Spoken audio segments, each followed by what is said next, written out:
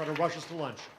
So now we're going to talk to two networks who are actually trying to create networks. And there's others of those in the room. We're going to start with Dave Chase of Next News Net. Dave, where are you? There you are. And if you thought they talked fast, talk faster. Great. Thanks, Jeff.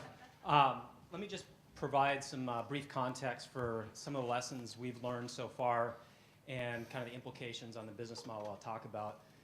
First one is my first web experience was on Microsoft's Sidewalk project, rolling out that. I was part of the founding team rolling out cities.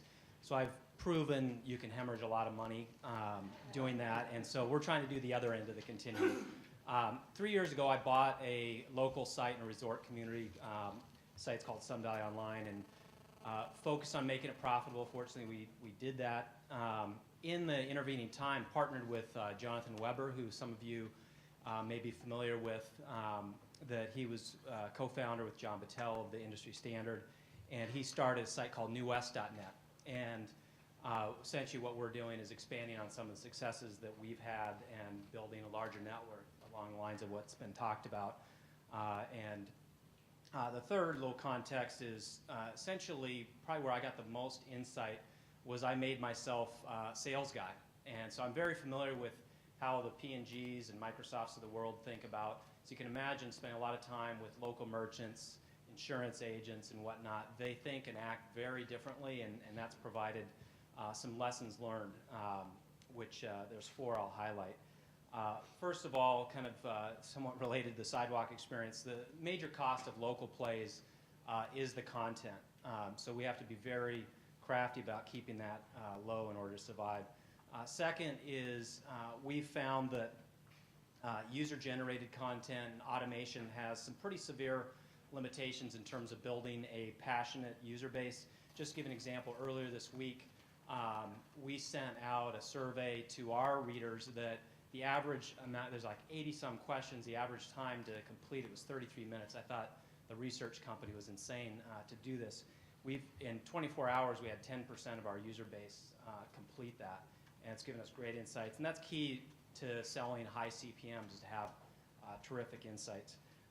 Third key lesson is the cost of customer or advertiser customer acquisition has really crushed the vast majority of pure play local plays. And so we got to tackle that. And finally, one of the key takeaways I found that actually Dave Morgan's comments sort of spoke to this is that the local businesses really saw us as their trusted online advisor. And so that got us to think in a little bit different way. In terms of business model implications, on the first point, I think Jonathan coined this term pro-am journalism. And what we've done is essentially applied that, and we essentially have a modest staff that creates content, solicits content, curates content, and that has been very key because we're not sister organization to some existing media property. We don't get a bunch of free content like a lot of online properties do, especially in the local space.